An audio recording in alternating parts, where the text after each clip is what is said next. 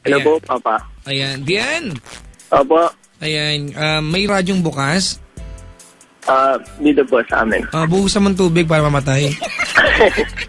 Patayin mo. Sige po. Ayan po. Good evening, Bien. Ilang taon na? 27 po. 27. Anong Opo. ginagawa sa buhay? Helper po. Delivery. Helper ka ng delivery. Ben po pangalan ko. Hindi ba Bien? Ben. Ben. No. Parang Opo. Ben 10 yung cartoon sa kulay berde. Ako. Ben 10. Sige, Ben. Oo. Opo. Anong dinideliver ninyo? Mga furniture po. Mga furniture. Saan ka ba taga saan ka ba? Tondo? Opo, sa Tondo po. Dito po sa may Tayuman. Sa may Tayuman. Malapit ka sa tulay? Wala po. Ha? Wala po. Hindi po. Hindi Tayuman, di ba? Opo. Sa Jollibee, malapit ka. Ayun, malapit po. Sa BPI o sa Jollibee ka side? Dito po sa may Malapit BPI. sa may BPI. Opo. Sa likod ng BPI, tindahan ng motorsiklo yung likod. Opo. Alam niyo po. Wala lang, nahulaan ko lang. May tindahan ng gulong sa tabi niyan. Ben! Opo. Ikaw ay tumawag kasi may problema sa puso? Opo. Huwag ka naman damay, sa'yo na lang. Hindi, biro lang. Kwento mo ako, dali. Hindi ko po alam kung saan pumisimula pa eh. So, umpisa, gusto mo sa dulo? Umpisahan mo, di ba? Ang pag-uusapan ba ex o kasalukuyan? Kasalukuyan po. Kasalukuyan. Gano'ng katagal na kayo niyan? 8 years po. 8 taon. Tagal Opo. na. Asawa Taga ko saan po. si girlfriend? Asawa po. Asawa na. Opo. 8 taon na kayo mag-asawa. Opo. Ilan na ang anak? 2 po. 2. Gaano katanda na yung panganay mo? 8 po. Ha? 8 po, Papa. 8 taong gulang. Opo. Kumbaga nagsama kayo kasi nabuntis mo siya.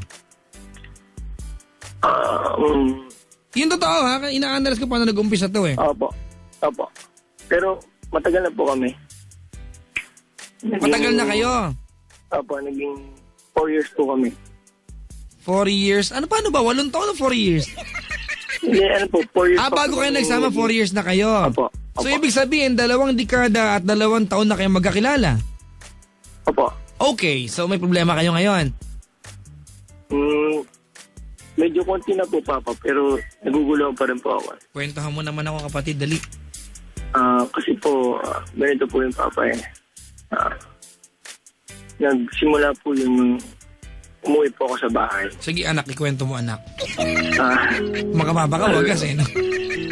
Papadyak naman. Tuloy mo naman. 12:00 po ng tanghali. Binabasa po ako na text. Kailan to, kailan? Medyo mag-isang buwan na po. Okay. Ang uwi mo dapat anong oras? 4 o'clock po. 4 o'clock na paaga uwi mo? Opo, kasi po, bala ko pong kumain ng tanghalian. Sa bahay ninyo? Opo. Hindi niya alam? Hindi niya po alam. Uuwi ka? Opo. May nabasa kang text? Opo, na... Ano nakasulat? Yung... na... magkikita daw po sila ng yung ano niya, yung ex niya po, na dati niya po kaklase, pero ex niya po. Magkikita sila? Opo. Tapos, parang dating po na nagkabalikan na po sila. Inamin ba sa iyo ito o ito'y bintang mo sa kanya? Inamin niya po. So, nung nahuli mo, yung text na yan, gaano katagal na yung kanilang tagong relasyon? Ang sabi niya po sa akin ay yung araw lang po na yun. Ay, kagaguhan yan. Di totoo yan. Magkikita na sila di ba? Meron ng naunang activities bakit sila nagplano magkita, di ba? Huwag tayong tanga lahat dito. Anong inamin niya sa'yo? Yun po na katatawag lang po daw sa kanya. Ayan. So, katawag lang nung araw na yon, sinagot niya. Di malandi siya, ano? Kasi mas mabuti pang sabihin na niya yung totoo, di ba, na nung araw na yon, di ba, hindi yun ang unang pagkakataon. Kasi Kung magkikita sila at nagkabalikan sila nung araw na yun lang, ganun lang kasimpleng ligawan yung asawa mo? Yun nga po eh. Sige, tuloy mo ko ng kwento. Nabubuisit lang. Kung saan siya ka na, nabubuisit ako bigla ha. Oo, tuloy, dali. Diba? Tapos po nagalit po ako. Normal yan. Alam nga magpa-party ka, di ba? Magsaya ka bigla. Tapos, bili kayo ng cake ng balloons. Nagwala po ako rito yung sa amin. Yun po. Tapos, pinaalis ko po siya rito sa amin. Nanghingi ba siya ng sorry? Hindi po siya umiinom. Biglang po siya. Okay. So, Tapos habang nagwawala ka, tahimik lang siya. Opo. O, nakakainis yung gano'n eh, no? Yung galit na galit ka na, ang sagot sa'yo, okay. Yung walang reaksyon. O, tuloy tapos? Tapos po yung hanggang sa labas ng bahay, nagwala rin po ako. Dahil di ko pa na po kaya. Okay. Tapos, pinalis ko po siya ng bahay. Saan nagpunta? Dala niya po. Dala ang mga gamit? Opo, yung iba pong gamit niya. Alright. Kailan to naganap? Mag-isang buwan na po. Aha. Musta na kayo ngayon? Okay naman po kami. Kamusta na sila ngayon? Okay na po. Nagbalikan na kayo? Opo. Gaano kahaba yung panahon na nawala itong asawa mo sa bahay ninyo? Mga isang araw lang po yata. Papa. Isang araw. Sinong bumalik siya o sinundo mo siya? Parang, hindi ko naman po siya sinundo, pero parang ako na rin po yung gumawa ng parang para bumalik siya rito. Ano ang gusto mong tanong, Ben? Kung tama po ba yung... Kasi po nagugulang po ako, Papa eh. Sige, anak. Ano yung anak? Papadya. Kasi po nagugulang po ako, Papadya. Sige. Sige, anak. Tuloy mo. Kasi po gusto ko po, tiwala po ko sa kanya.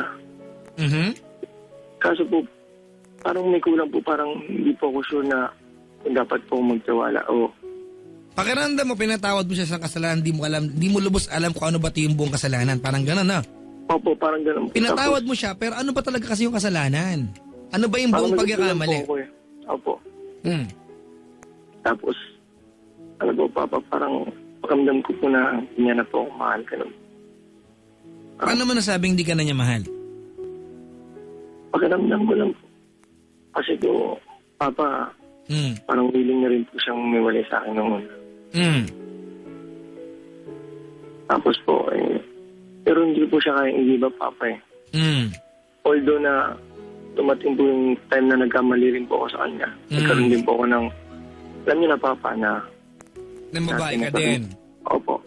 Kasi ibang kwento, kasi minsan, sana wag mangyari yan yung tipong, dahil nakagawa ka, dapat okay lang na nakagawa siya. Kasi magiging gantihan ang dating, no? That should never be normal. Dapat hindi maging normal yan. Pero Ben, ganito, ano ba yung mga agam-agam mo ngayon? Ano yung mga bagay na hanggang hindi mo kaya lunukin?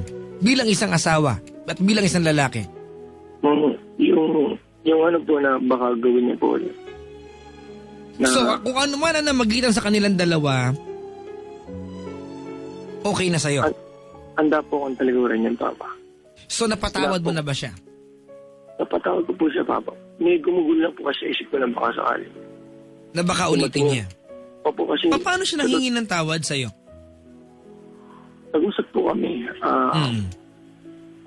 Ano po kami? Nag-uusap po kami. Sinabi niya sa akin, inamin niya sa akin. Lahat. Tapos ramdam ko naman po na totoo po yung sabi niya. Halos umiyak po siya sa akin. Nanginginig po siya. So ano nga na magitan sa kanila nung kaklase niya at ex niya? Balak po lang po magkita sila. Tapos yun lang po. Ba't na sila magkikita? Tumataw. Hero po sila magkaintindihan kasi text. Ganyan. Yun po yung nabasa ko. So ganito, kasi ako, Ben, ganito, ayoko man sabihin na hindi naman to naganap, di ba? Kaya, ano kaya ang nangyari kung di mo sila nahuli? What are the plans? Ano yung meron na plano sa araw na yon? Yun nga pong naisip ko, Papa. Yun pong gumugulo sa isip ko na. Kasi ako, alam mo, Ben, kahit na bali-balik tayo ng mundo ngayon, hindi ako naniniwala na yan ang unang araw sila nag-usap para pumayag siya makipagkita.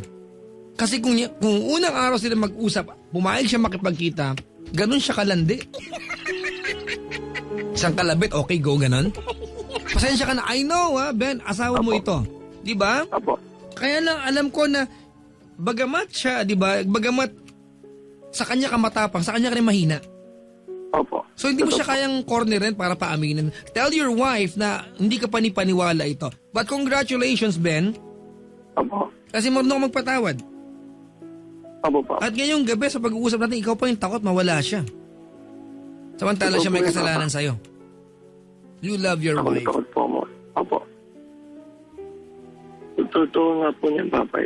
Ano na? Lagi po kasi nakikinig sa inyo, Papa niya. Baka kaya nagkaganyan buhay niyo. Sabihin Kaya lang. po. Kaya nga po, ilang araw na po ang tumatawag sa inyo. Gusto ko pong makahingi ng advice. Ayan. Kasi po gulong-gulo na po ako. Hindi ko na po alam kung ano pong dapat kong isipin. Usap po siya pumapasok sa isip ko, Papa. Ayan. Ganito, kung nakaantabay kay asawa mo ngayon? Opo. Ayan. Kung nakaantabay yung asawa ni Ben, Mrs., parang awa mo na, it would be a lot better and it's the best thing na umamin ka, let it out.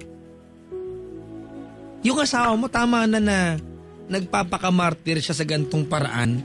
Huwag mo nang dagdagan pa yung pagiging mukha na siyang tanga, tatangahin mo pa yung tao. Because this is not acceptable. Yung ganang paliwanag niya sa'yo. But nonetheless, Ben, Opo. kung ang tanong mo sa akin ay ano ang solusyon dito, Ben, wala ka ng problema ngayon. Tapos napagdaanan mo na yung problem. Tapos na yung problem. Di ba? Opo. Kaya lang, nakagawa ng ganito ang asawa mo, merong tanong sa kabilang banda. The next question is, bakit niya nagawa ito?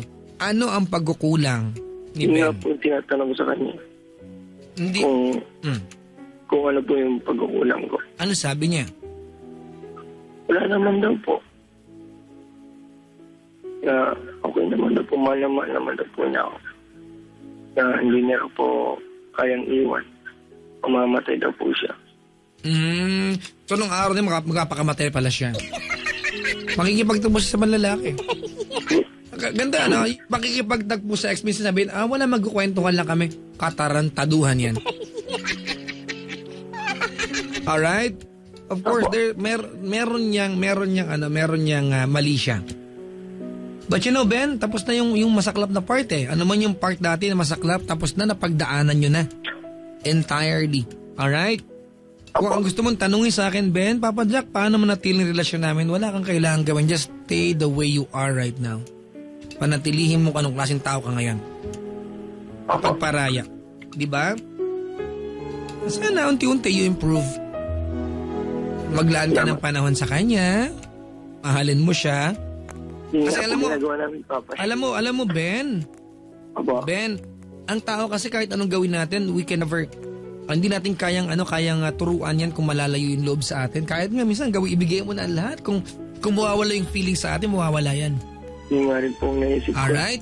So habang may pagkakataon ka, Ben, na ipakita sa kanya na eto yung love na kaya mong ibigay sa kanya, sana wag niyang sirain, ipakita mo sa kanya. I know this is a painful sacrifice for you. Hindi maganda itong pakiramdam na ginagawa mo ito na para nakikipagkompetensya ka sa ibang lalaki. Asawa mo na siya eh. Dapat tapos ka na sa ganung pagkakataon, di ba nakikipag-compete ka, tama? Opo. Kaya lang, what can we do? Ano magagawa natin, Ben? Mahal mo ang tao. Mahal ko po siya eh. Opo. Lagi ko sinasabi mga kaibigan, kung mahal mo ang tao, dapat yung taong mahal mo, ramdam niyang takot ka mawala siya sa iyo. At mawala ka sa kanya, di ba? Opo. Yan ang eksaktong ginagawa mo. Alam mo, Ben, congratulations. Do not feel bad. Alright, na nagwala ka, normal yan. Buti ka na.